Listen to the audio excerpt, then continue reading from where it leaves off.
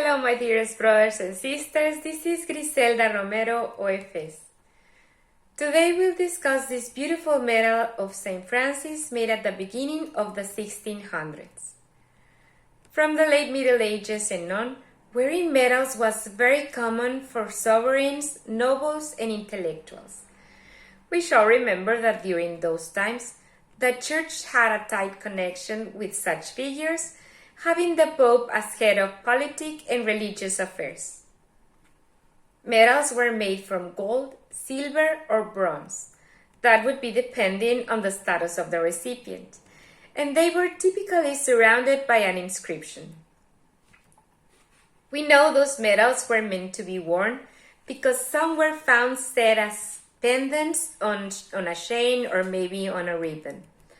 From the 16th century and on, smaller medals was a persistent fashion for both men and women, and a variety of medals were commercially produced for this purpose. By the late 17th century, most parts of Western Europe started to produce a very fine work. Some medals were also collected, which is a practice that continues to this day. Devotional medals became very popular in Catholic countries. In 1832, during an epidemic, the first medals were distributed to the public, and numerous healings and conversions were attributed to their usage.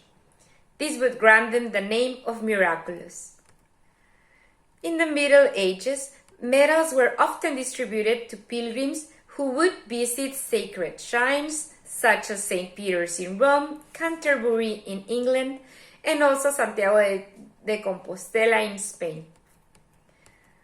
During the 13th century, medals would have on one side the initials of the wearer or some other identifying markers, while the reverse side would have a pious motto such as Hail Mary, Mother of God, or simply the initials IHS.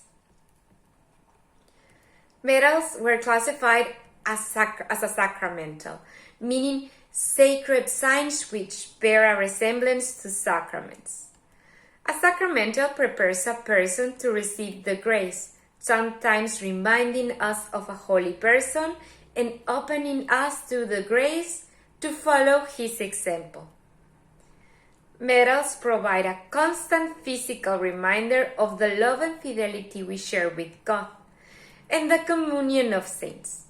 For this, it was a common practice for friars, nuns, and priests to commission the making of medals representing the virtues of their patron saints. And in today's art piece, we can see St. Francis. This bronze medal was made at the beginning of the 1600s. St. Francis is shown in praying in his room with his writings before him.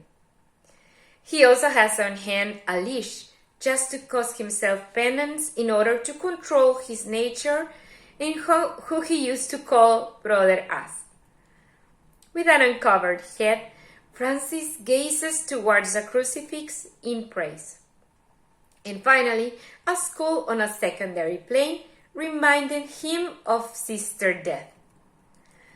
Despite its rather small size, this medal has an incredible detailed work. You can see it in person in the Metropolitan Museum of New York. That is all for now, but we have many more pieces of Franciscan art to admire and discuss. I hope to see you next time. I wish you a very blessed Easter, peace and all good.